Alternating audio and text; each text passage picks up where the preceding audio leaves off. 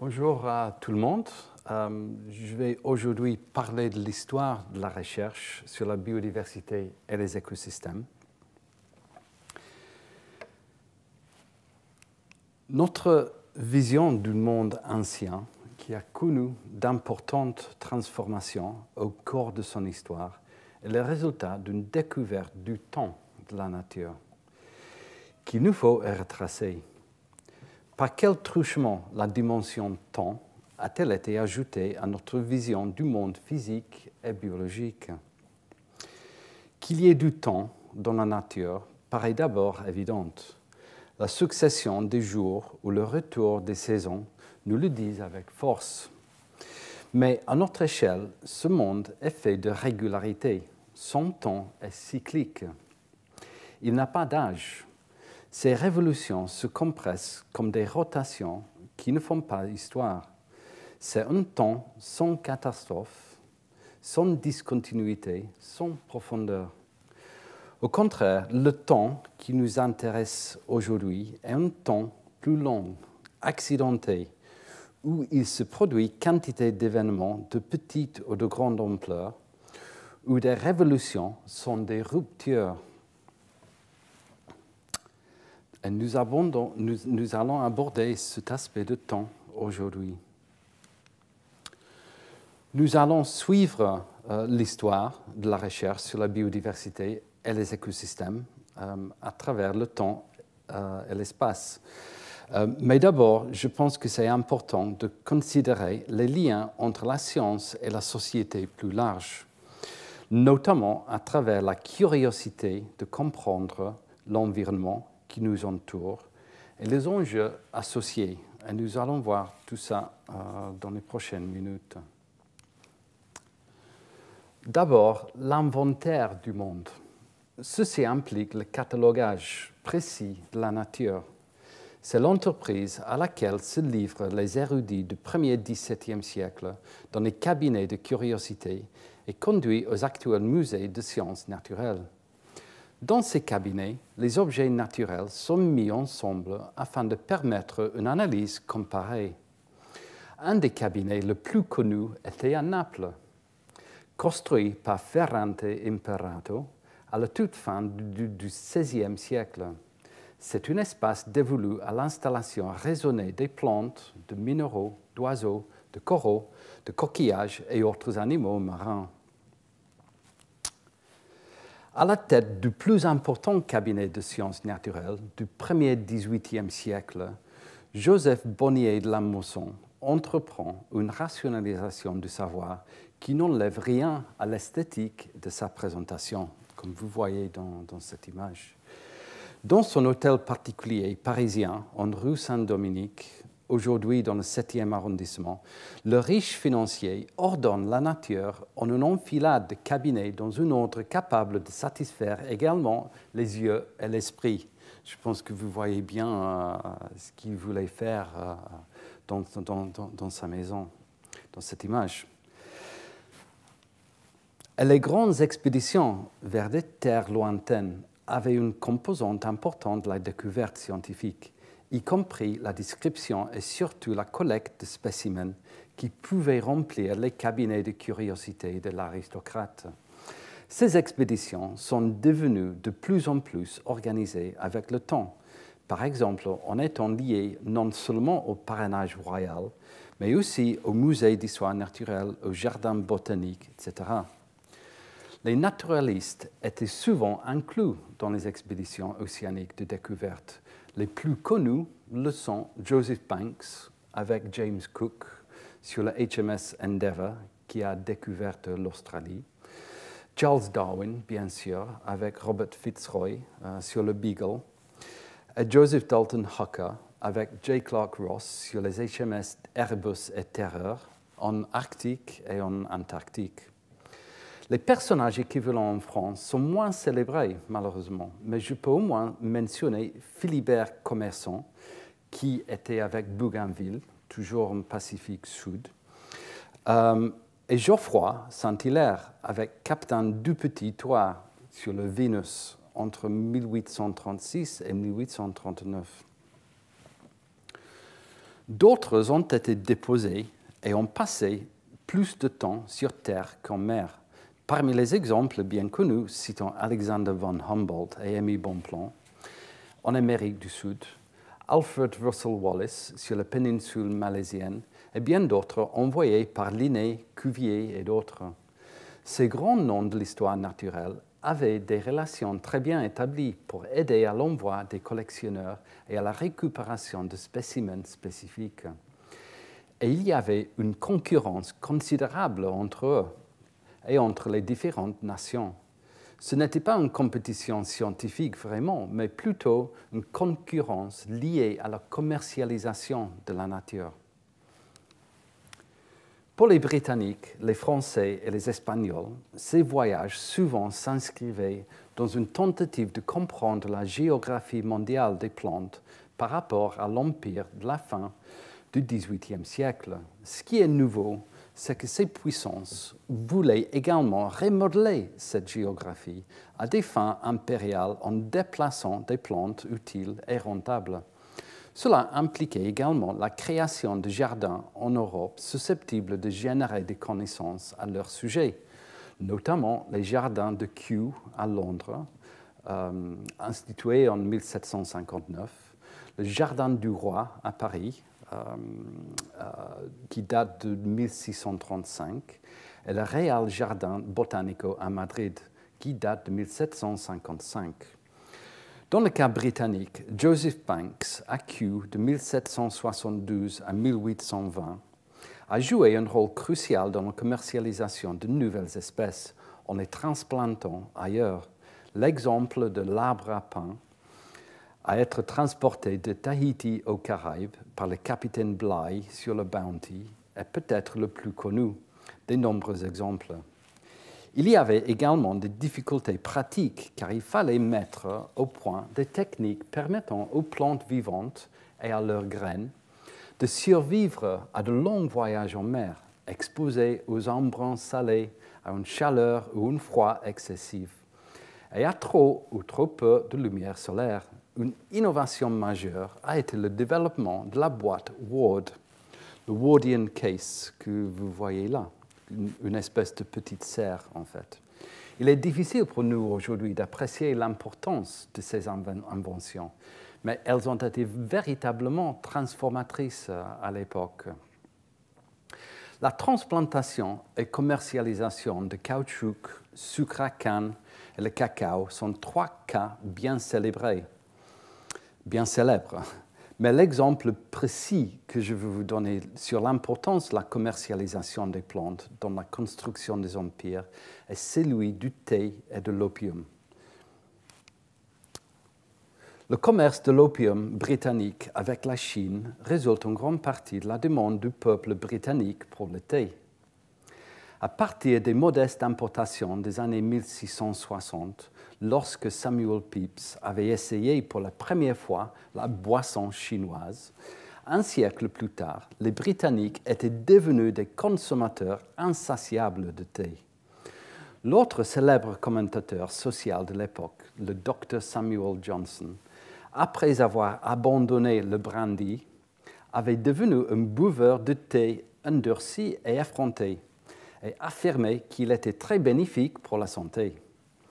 L'appétit pour le thé était si grand que celui-ci, comme le gin, était devenu un enjeu politique en raison de sa place toujours croissante dans l'économie.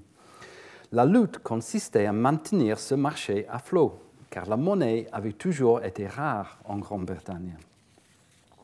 La Compagnie des Indes orientales basait généralement son commerce sur l'échange des marchandises et non d'argent. Mais les marchandises britanniques n'intéressaient pas la Chine. Cependant, le coton indien et l'opium étaient tous les deux très demandés en Chine. Et la Compagnie des Indes orientales a donc établi un échange commercial qui a finalement eu des résultats désastreux pour la Chine, provoquant une dépendance quasi nationale à l'opium et conduisant aux deux guerres de l'opium, alors que la Chine essayait sans succès de rompre sa dépendance à la drogue. Au même moment, et à l'insu des autorités chinoises, la Compagnie des Indes orientales tentait de faire sortir clandestinement des plantes de thé de Chine pour briser sa dépendance à l'égard de la Chine pour la production du thé. Une personne clé dans cette histoire est Robert Fortune, qui est montré sur la diapo. Il a largement contribué au bonheur de la nation britannique en faisant sortir le thé de Chine au XIXe siècle. Jusqu'à cette époque, l'industrie du thé était entièrement contrôlée par les Chinois et ceux-ci étaient très jaloux de leurs produits, faisant tout leur possible pour empêcher qu'ils soient exportés hors de la Chine. Fortune a passé 19 ans à explorer l'Orient de 1843 à 1862, devenant ainsi l'un des premiers Britanniques à parler couramment le chinois. Il a beaucoup voyagé à travers la Chine, souvent déguisé, dans des régions qui étaient officiellement fermées aux Occidentaux.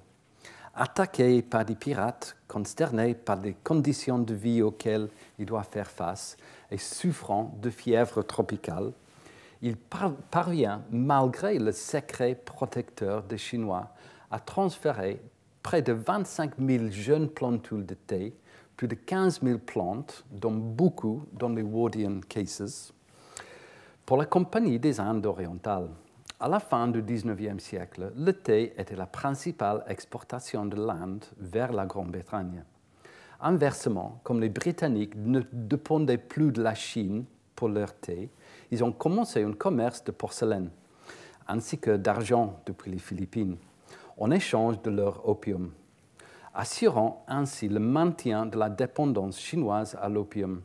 En résumé, l'histoire de l'opium et du thé est donc un exemple très net de la façon dont les plantes sont devenues partie intégrante de la construction de l'Empire européen.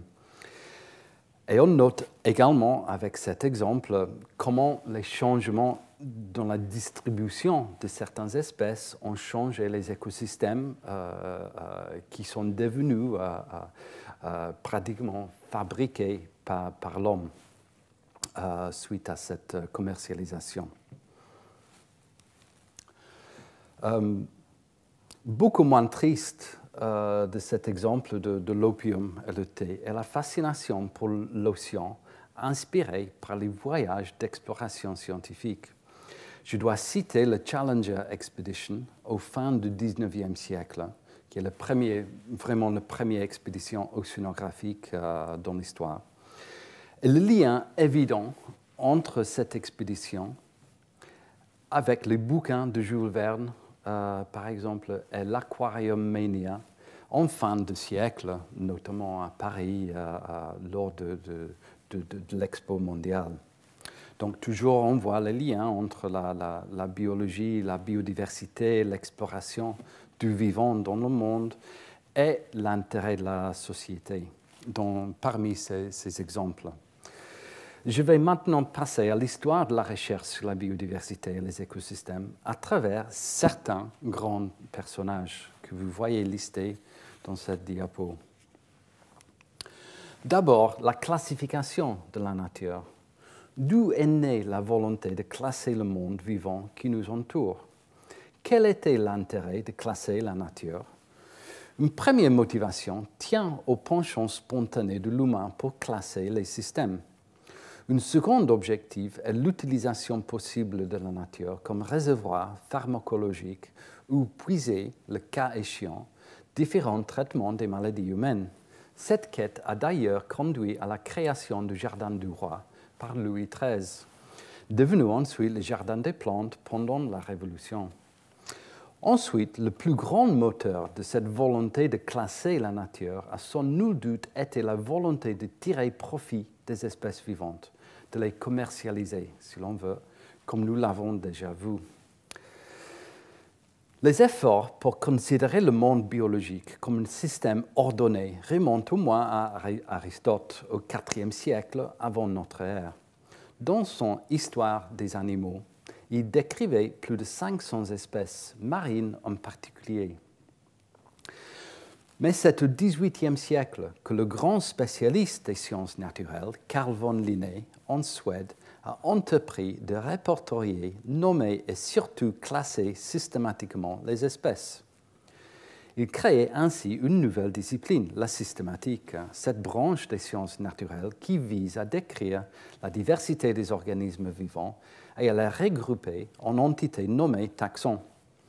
Bien que des systèmes alternatifs aient été proposés et que des scientifiques reconnus comme Georges-Louis Leclerc, comte de Buffon, du Jardin du Roi, se soient opposés à ce système dans son histoire naturelle, il a en fait été adopté très rapidement par tous.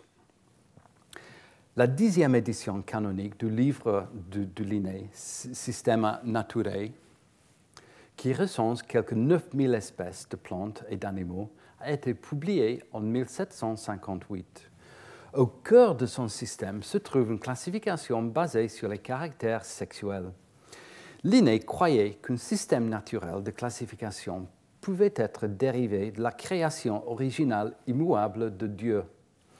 Un système qui pouvait placer les plantes dans leurs véritables relations les unes avec les autres, plutôt qu'un système basé sur des propriétés médicinales ou des perceptions humaines superficielles. Linné a proposé un système basé sur quelques caractères spécifiques qui pourraient être facilement reconnus et comparés. Pour les plantes, le schéma taxonomique de Linné était extrêmement simple, consistant à compter le nombre d'étamines, donc organes mâles, pour déterminer la classe, et le nombre de pistils, organes femelles, pour déterminer l'ordre. Ce système constituait un outil facile, pratique et utilisable pour trier et identifier les plantes qui pouvaient être utilisées n'importe où, y compris par les naturalistes lors de leurs expéditions autour du globe. Linné a également apporté une contribution importante à la taxonomie animale et a choisi un organe différent pour les différentes classes d'animaux, dents pour les mammifères, bec pour les oiseaux, nageoires pour les poissons et ailes pour les insectes. Bien qu'utile, ce système n'a pas permis d'atteindre la clarté de son travail botanique, cependant. Dans Species Plantarum, publié en 1753, il a exposé son système de dénomination des plantes. Au cœur de sa méthode se trouve le binôme, le genre et l'espèce. Par la suite, la hiérarchie complète de classification de Linné comprenait 5 niveaux: royaume, classe, ordre, genre et espèce. Familier de la grande chaîne de l'être, un concept remontant à l'époque classique et populaire au Moyen Âge, qui plaçait les minéraux, les plantes et les animaux dans une hiérarchie ascendante de la perfection, Linné a fait un pas audacieux et a inclus les humains en tant que Homo sapiens au sommet de la chaîne, indiquant qu'il était lui aussi un animal, un peu choquant à l'époque. Antoine Laurent de Jussieu, qui travaillait au Jardin du Roi pendant la période tumultueuse de la Révolution, lorsque celui est devenu le musée d'histoire naturelle, a étendu la méthode Linné de classification des plantes basée uniquement sur les caractères sexuels pour inclure de multiples caractères de chaque partie de la plante.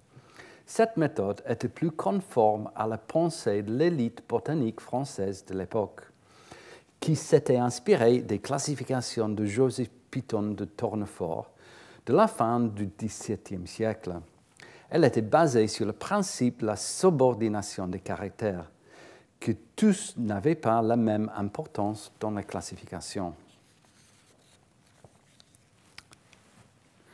Je vais maintenant parler de l'Allemand Alexander von Humboldt, un naturaliste et géographe qui a beaucoup voyagé à la fin du XVIIIe siècle et au début du XIXe. C'est un des plus grands savants de son temps, qui passera 2 décennies à Paris et qui deviendra membre associé de l'Académie des sciences françaises et président de la Société de géographie de Paris.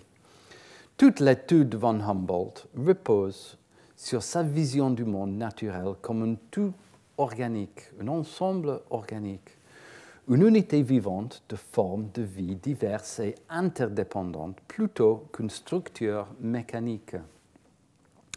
Il a développé ce concept universel de la nature au-delà de tout ce qui était professé à l'époque, annonçant l'étude de l'écologie et de l'environnementalisme.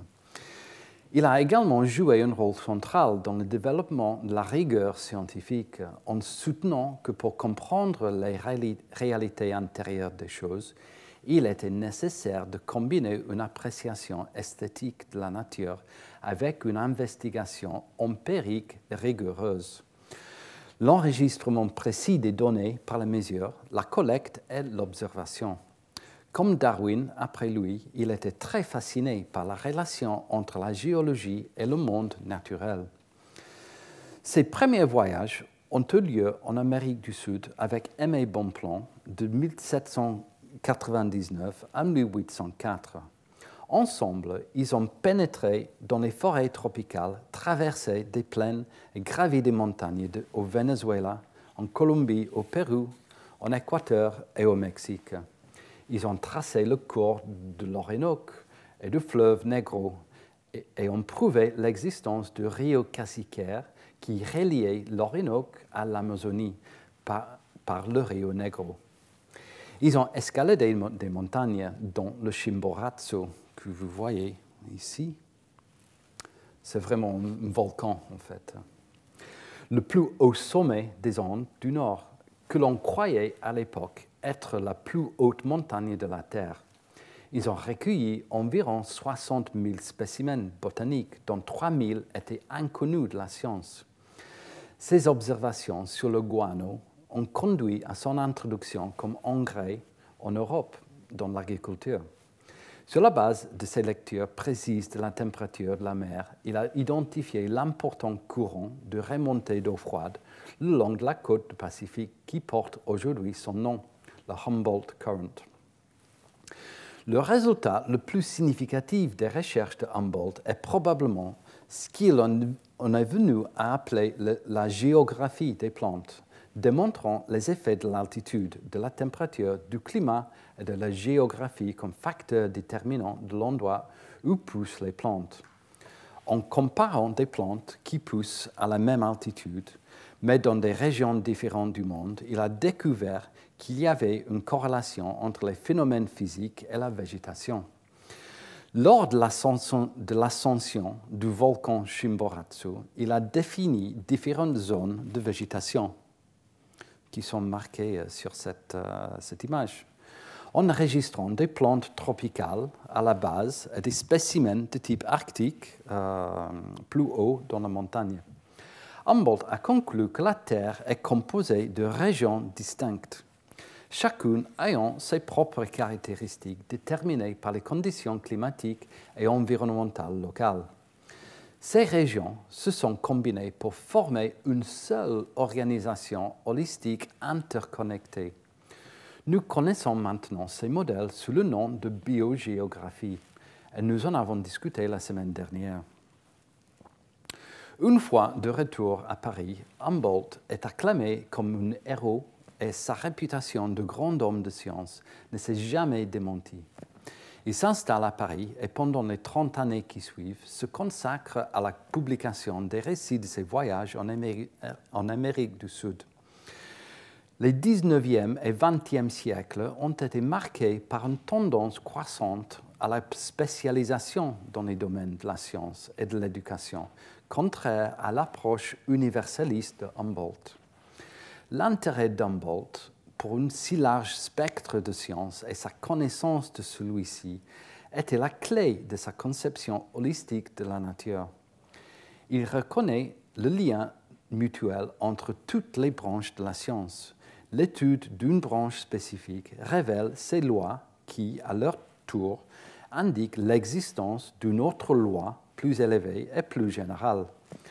Humboldt affirme que la vision de la nature doit être générale, grandiose et libre, et que la partie essentielle de son travail consiste à faire connaître la connexion intime du général avec le spécial. Car malgré les divers phénomènes de la nature, il existe une unité sous-jacente. Et Darwin s'est beaucoup inspiré par lui, en fait, on le verra plus tard.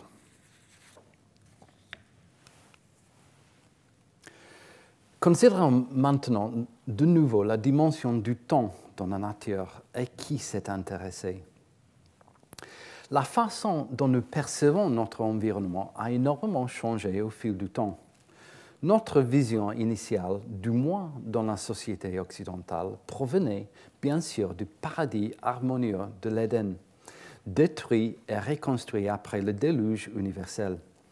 La conception fixe et ordonnée de la nature qui prévalait vers 1700 était également le produit de la physique mathématique de Descartes, Galilée et Newton. Les premières tentatives de chronologie globale sont compilées à partir des données contenues dans les livres de Bible, conjuguées à la datation des grands événements des civilisations grecques, égyptiennes, hébraïques ou sumériennes. Selon l'interprétation de l'archevêque irlandais Ussher, en 1648, la Terre avait été créée le 26 octobre 4004 ans avant Jésus-Christ. En 1778, Georges-Louis Leclerc, comte de Buffon, au Jardin du Roi, dressera dans ses Époques de la nature le parallèle entre histoire naturelle et histoire civile. Si son travail fait encore référence au cadre de la Genèse, c'est afin d'atténuer l'opposition des théologiens. En réalité, Buffon le fait complètement éclater. Il soutient que la Genèse n'a pas été écrite pour des savants, mais pour le peuple ignare. C'est donc un texte qui doit être interprété. Chacun des 6 jours de la création n'a pas duré 24 heures. C'était en réalité une époque qui a duré entre 3000 et 35 000 ans. Buffon estime en fait que le monde est alors âgé de 750 000 ans à peu près. Certes, quand même, la découverte de fossiles ou pierres figurées commence à intégrer, même depuis l'époque grecque, que vous voyez dans cette vase qui est dans le musée d'Art déco à Boston, avec une image d'un dinosaure fossile. Ni la nature, ni l'origine de ces pierres ne vont sans difficulté. Pour les uns, elles ont été logées en leur lieu par Dieu dès la Genèse. Pour d'autres, ce ne sont que des luxus naturels, des jeux ou des caprices de la nature. Certains y voient des espèces minérales qui s'engendrent sur place à partir des germes. D'autres encore concèdent que celles qui ont un aspect manifeste de coquille ont sans doute une origine marine. Au XVIIe siècle, Nicolas Steno et Robert Hooke reconnaissent, comme également Leonardo da Vinci, l'importance cruciale des fossiles. Reste à comprendre comment les coquilles qu'on trouve loin des mers sont arrivées là. Beaucoup supposent alors qu'elles y ont probablement été transportées par une puissance miraculeuse. Elles deviennent des reliques du déluge, par exemple. D'autres supposent cependant une translocation des terres et des mers, que des mers se sont trouvées aux endroits où l'on trouve aujourd'hui la terre ferme.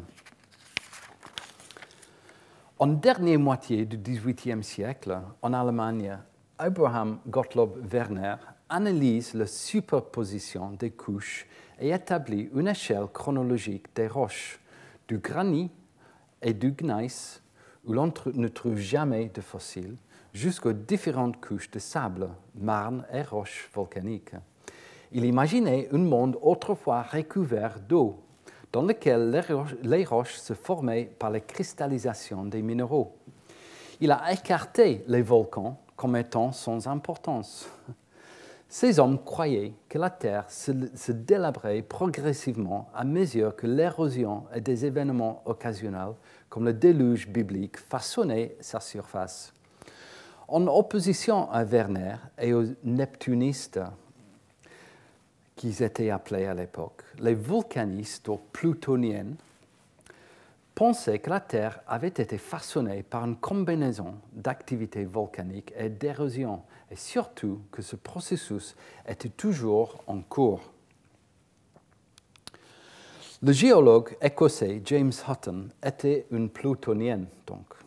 Il rejetait l'idée de Buffon et Werner selon laquelle l'âge de la Terre n'était que d'environ 1 million d'années, et il doutait que Dieu aurait créé les humains dans un monde qui se gaspillerait. Au lieu de cela, il a soutenu que Dieu avait créé la Terre comme une machine bien entretenue, constamment rafraîchie par des cycles répétés d'érosion, de dépôt, de formation et de soulèvement des roches. Comme chaque cycle successif effaçait le précédent, il disait « Nous ne trouvons aucun vestige d'un début et aucune perspective de fin ». En d'autres termes, il comprenait que l'âge de la Terre était immense mais indéfini. Se référant aux opérations naturelles, telles que la météorisation, l'érosion des sols, les éruptions volcaniques, les mouvements de la Terre, et les processus invisibles qui se produisent dans les profondeurs de la Terre ou sous la mer, il a suggéré que ces petites choses longtemps continues seraient adaptées aux effets que nous observons aujourd'hui. En suggérant que la Terre doit être un corps dynamique constamment rajeuni, Hutton avait besoin d'un mécanisme, n'est-ce pas? Sa réponse s'est inspirée des derniers développements des machines à vapeur, c'est-à-dire que la puissance expansive de la chaleur dans les profondeurs de la Terre pouvait soulever les roches qui s'étaient formées sur le fond des océans, à partir des accumulations de sédiments érodés par la Terre. À cet égard, il a jeté les bases de la compréhension future des mouvements de la Terre ou tectoniques. Cette idée, bien qu'acceptée aujourd'hui, était extrêmement controversée parmi ses contemporains neptunistes. Nous considérons aujourd'hui Hutton comme le fondateur de la géologie moderne. Charles Lyell a par la suite rompu les bases religieuses de la géologie et on a établi les principes fondamentaux. Comme Humboldt avant lui, il croyait fermement au travail sur le terrain. Lors d'un voyage, il a remarqué un delta de rivière qui avait autrefois abrité la vie et qui avait été submergé et recouvert par le dépôt de craie. Cette masse de roches nouvelles avait alors été soulevée et dénudée pour former le paysage actuel. Après de nombreuses observations de ce type, il a réalisé qu'aucune cause spéciale ou catastrophique n'est nécessaire pour expliquer la nature de la Terre. Les processus que l'on peut observer aujourd'hui ont toujours agi sur une vaste période de temps.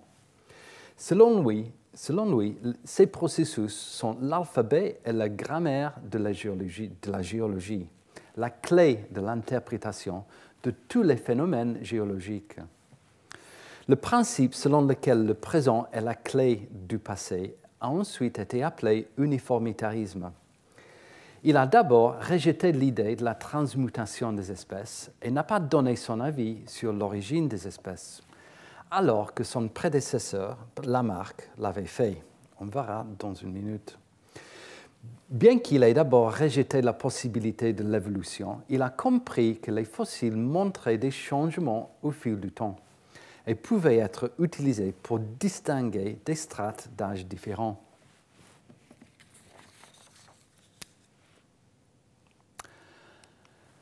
Alors, un contemporain de Lyell qui questionnait l'immuabilité des espèces était Jean-Baptiste Lamarck, un autre géant du jardin des plantes. En 1800, ce naturaliste français a été à l'origine de la théorie du transformisme. Selon lui, l'environnement pouvait provoquer une transformation des espèces. Dans son livre Philosophie zoologique en 1809, il écrivait « Supposons, par exemple, qu'une graine d'une des herbes des prés soit transportée à un endroit élevé sur une parcelle sèche, stérile et pierreuse, très exposée au vent, et qu'on la laisse germer. Si la plante peut vivre dans un tel endroit, elle sera toujours mal nourrie, et si les individus reproduits à partir d'elle continuent à exister dans ce mauvais environnement, il en résultera une race fondamentalement différente de celle qui vit dans le pré et dont elle est originaire. c'est l'héritage des caractères acquis ou l'évolution lamarckienne.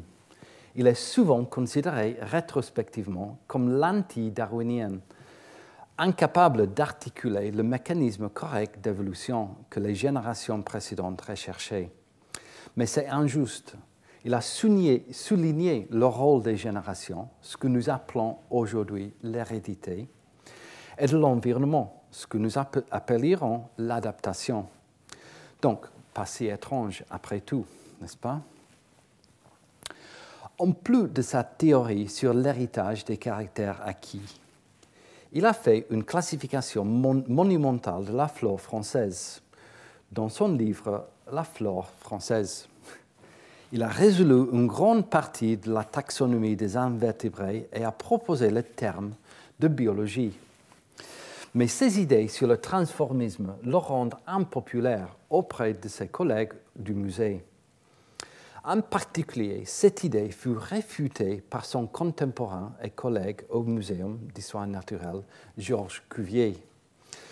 Dans son éloge funèbre après la mort de Lamarck, il a présenté comme une personne dont l'indulgence d'une imagination vive a conduit à des résultats d'un genre plus discutable, et comme une personne dont les attaches au système si peu conforme aux idées qui prévalaient dans la science n'étaient pas calculées pour le recommander à ceux qui avaient le pouvoir de distribuer des faveurs. À une époque où les éloges funèbres servaient à sanctifier ou à assassiner des collègues, l'évaluation de Cuvier était accablante. Heureusement, le nom de Lamarck est aujourd'hui reconnu à sa juste valeur dans le contexte de l'adaptation des organismes à leur environnement, notamment dans le cadre de l'épigénétique. Edith Heard, professeure au Collège de France, parle souvent de Lamarck dans ses cours sur l'épigénétique. En lieu et place de la théorie de Lamarck, Cuvier a proposé que la composition des écosystèmes ne change qu'à la suite des catastrophes. Il en avait accumulé des preuves en observant dans les archives fossiles les changements survenus dans de nombreuses espèces. Sa capacité à faire des comparaisons entre les animaux et à reconstituer les créatures du passé profond était en effet remarquable. Il a démontré que les dents fossiles des mammouths de Sibérie étaient clairement similaires à celles des éléphants d'Asie et d'Afrique existants, mais qu'elles étaient également différentes et appartenaient à une espèce qui n'existe plus. Il a montré que le crâne bien connu d'énormes fossiles animaux trouvés dans une carrière à Maastricht appartenait à un lézard marin, un mosasaure, similaire au lézard monitor, mais aujourd'hui également éteint. Avec son collègue et ami Alexandre Brongniart, Cuvier a lancé en 1808 la description géologique du bassin de Paris.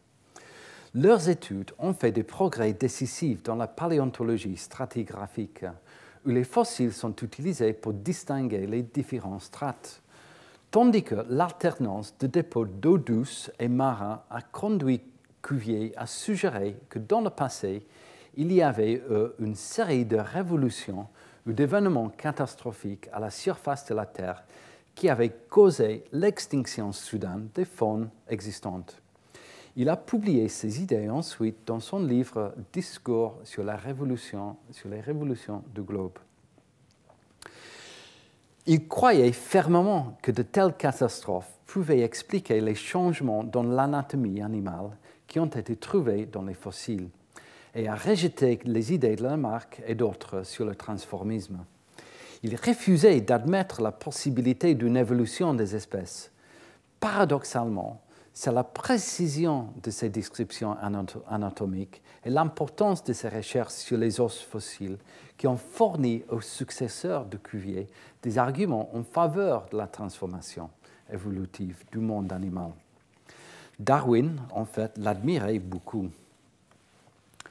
Cuvier était l'une des plus grandes figures scientifiques du XIXe siècle. On peut à juste titre lui attribuer le mérite d'avoir été le premier à reconstituer les faunes des mondes perdus. Ces travaux ont fermement établi la science de l'anatomie comparée et ont jeté les bases de la paléontologie des vertébrés en tant que discipline scientifique. Au Jardin des plantes, Cuvier a exercé son talent, son ambition et son pouvoir pour créer un cabinet d'anatomie comparée, un musée consacré au monde animal. En quelques années seulement, et avec l'aide d'une équipe dévouée, ce cabinet est devenu l'un des plus complets et des plus célèbres d'Europe. Ouvert au public et exposant plus de 16 000 spécimens zoologiques. Charles Lyell a visité le musée et exprimé sa grande admiration. Il a écrit « Je suis entré hier dans le Sanctum Sanctorum de Cuvier et c'est vraiment caractéristique de l'homme. Dans chaque partie, il montre cette extraordinaire puissance de méthode qui est le grand secret des prodigieux exploits qu'il accomplit chaque année sans paraître se donner le moindre mal. » L'organisation des expositions dans le musée reflète parfaitement les idées de Cuvier, les animaux étant disposés selon les classes zoologiques et montrant les relations entre forme et fonction. L'objectif de Cuvier était de rejeter l'un des concepts acceptés au XVIIIe siècle, la grande chaîne de l'être, proposée pour la première fois par le naturaliste suisse Charles Bonnet, qui visualisait une continuité allant des substances les plus simples jusqu'à l'homme et aux intelligences célestes, dans une amélioration progressive des êtres.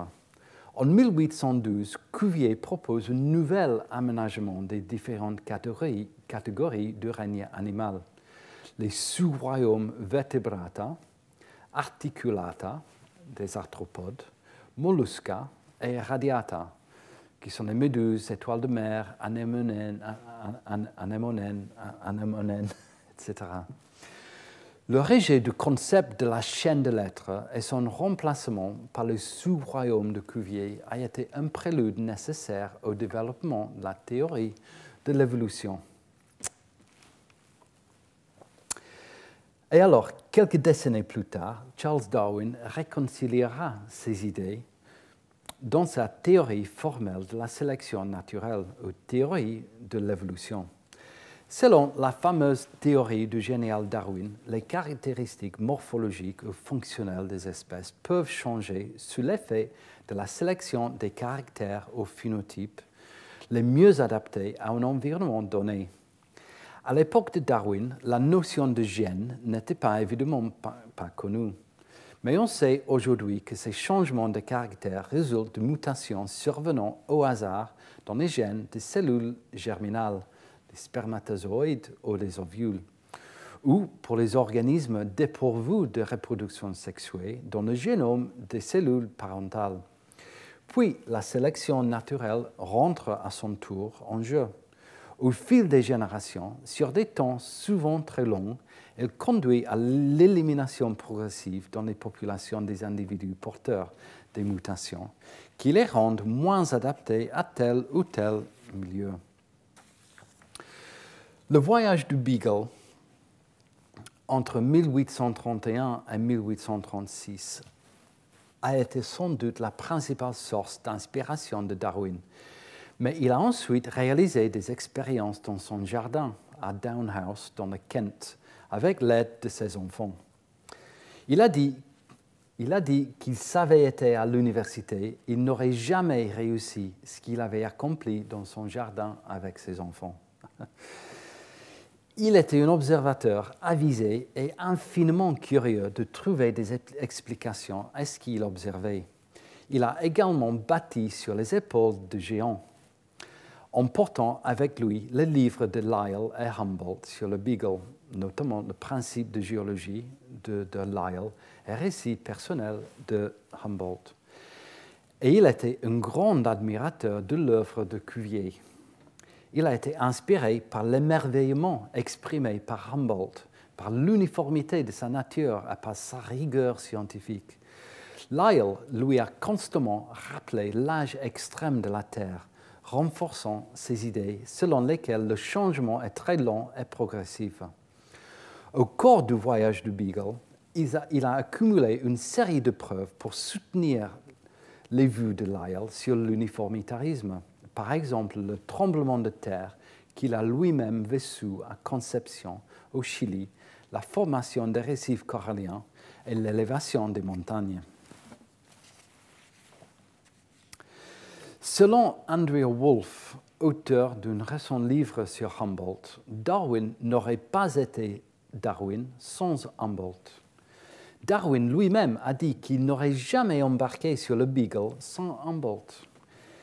Et s'il n'avait pas embarqué sur le Beagle, il n'aurait jamais écrit L'origine des espèces. Jeune homme, il a lu les livres de Humboldt, en particulier le récit personnel, qui est à la fois un récit de voyage et un traité scientifique. Darwin est absolument tombé amoureux des descriptions de Humboldt et a voulu aller voir l'Amérique du Sud lui-même. Il a vu ce nouveau monde à travers la lentille des écrits de Humboldt. Il y a un moment fabuleux en 1842 où ils se rencontrent réellement. Humboldt est à Londres. Il a alors 70 ans et a l'habitude d'être le centre d'attention. Il a également tendance à parler beaucoup et à divaguer, si bien que Darwin a été complètement déçu lorsqu'il a rencontré cet homme. Ensuite, L'origine a été publiée 4 mois après la mort de Humboldt. Nous ne savons pas dans quelle mesure Darwin avait réfléchi au problème de l'évolution ou transmutation des espèces, comme on l'appelait alors, avant le voyage de Beagle. Mais il avait certainement lu le Zoonomia de son grand-père, Erasmus Darwin, dans lequel une théorie de la transmutation était proposée. Et il aura eu connaissance de la théorie du transformisme de Lamarck, sans doute. Ses études de la faune et de la flore des Galapagos, principalement après son retour, étaient bien sûr essentielles. Il s'est d'abord rendu compte que les tortues étaient des espèces différentes sur des îles différentes, tout comme les pinsans terrestres et le cactus opuntia.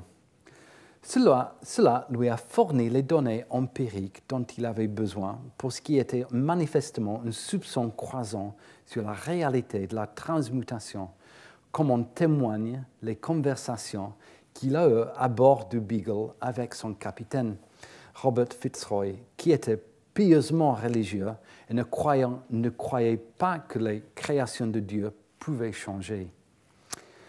En lisant Lyell, il s'est rendu compte que le changement doit être très lent, ce qui était un soutien essentiel à sa théorie.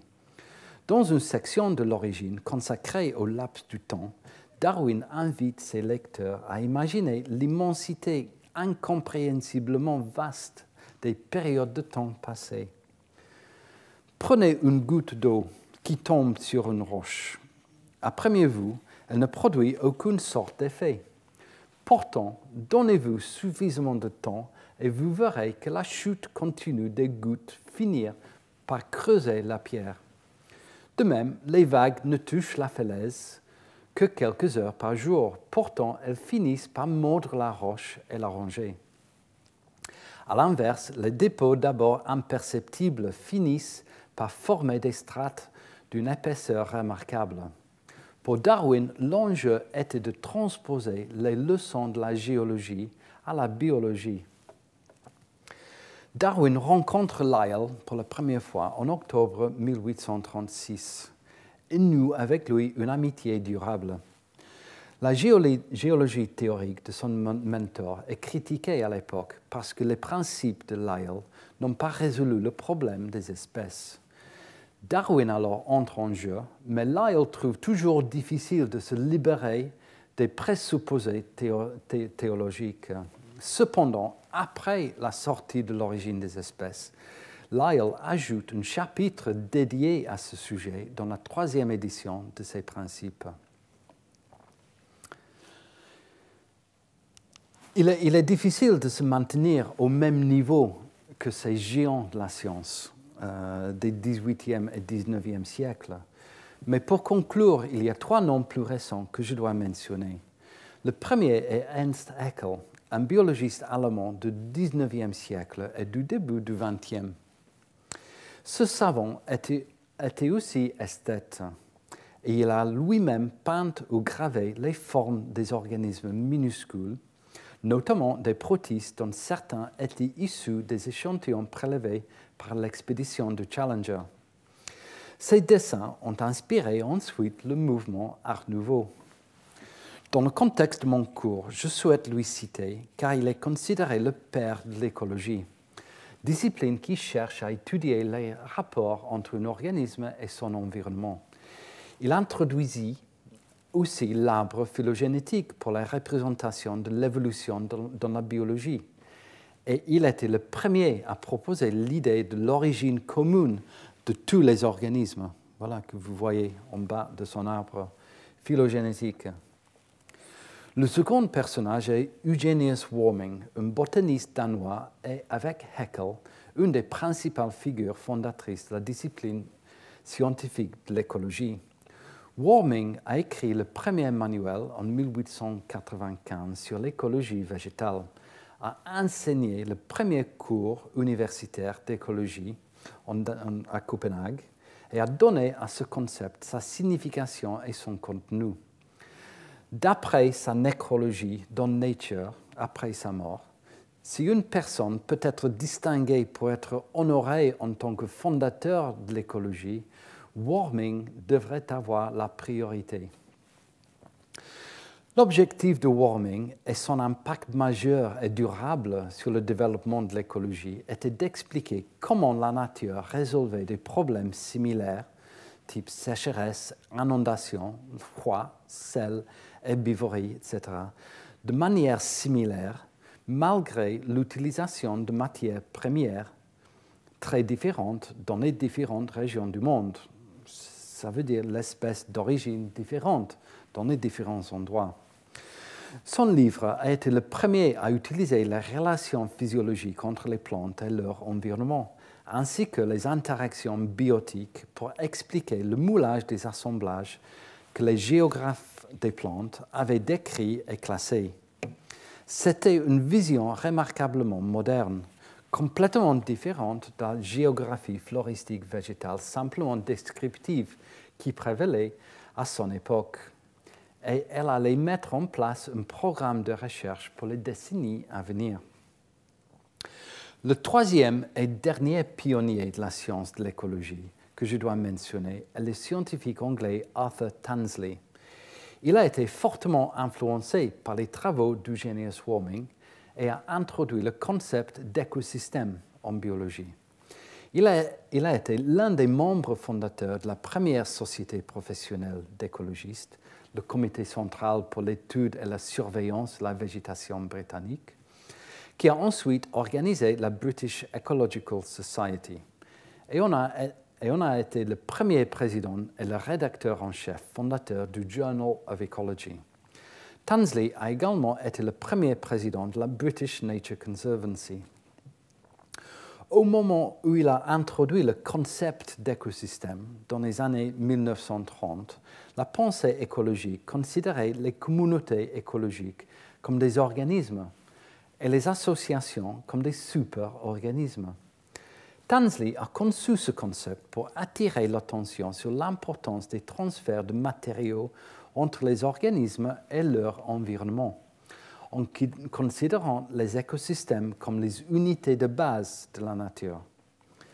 Bien que les organismes puissent revendiquer notre intérêt premier, lorsque nous essayons de penser fondamentalement, nous ne pouvons pas les séparer de leur environnement particulier, avec lequel ils forment un système physique unique. C'était une de ces citations importantes. Et c'est par là que je conclus mon bref résumé de l'histoire de la recherche sur la biodiversité et les écosystèmes. Dans les 2 prochaines leçons, nous examinerons de plus près les changements en biodiversité dans un passé lointain.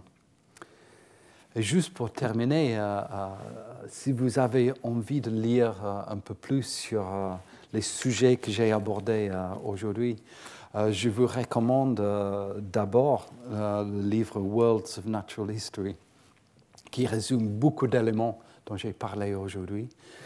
Et en plus, en version un peu plus light, un peu plus léger de ce que j'ai discuté aujourd'hui, les bouquins, les livres suivants sont très intéressants. Un livre qui accompagne une exposition actuellement au musée d'Orsay, du Quai d'Orsay, qui est malheureusement fermé, est une exposition qui s'appelle « Les origines du monde », qui est en fait une expo géniale qui parle de plusieurs éléments dont j'ai parlé aujourd'hui, accompagnée par plusieurs images, chefs d'œuvre, etc. L'exposition, le musée s'est fermé, mais vous pouvez trouver ce livre dans les bibliothèques. Après cela, The Invention of Nature a été écrit par Andrea Wolf, qui est un peu une biographie d'Alexander von Humboldt, que je recommande vivement. The Great Naturalist résume un peu tout le monde dont j'ai parlé aujourd'hui. The Flower Hunters parle des pionniers qui se sont lancés à explorer les mondes partout sur la planète pour trouver les nouvelles espèces de plantes. Le Milk of Paradise, bien sûr, parle de l'histoire de l'opium dans tous les sens. Et Darwin's Backyard est un livre très intéressant qui parle des expériments, des expérimentations très simples, en fait, qui menait Darwin avec ses enfants dans son jardin en Angleterre. Donc voilà, quelques suggestions pour lire un peu plus en détail. Si vous avez des questions, n'hésitez pas à m'écrire à cette adresse-là. Et voilà, je termine là et on se voit dans une semaine pour parler des changements en biodiversité dans un passé très lointain. Merci de votre attention.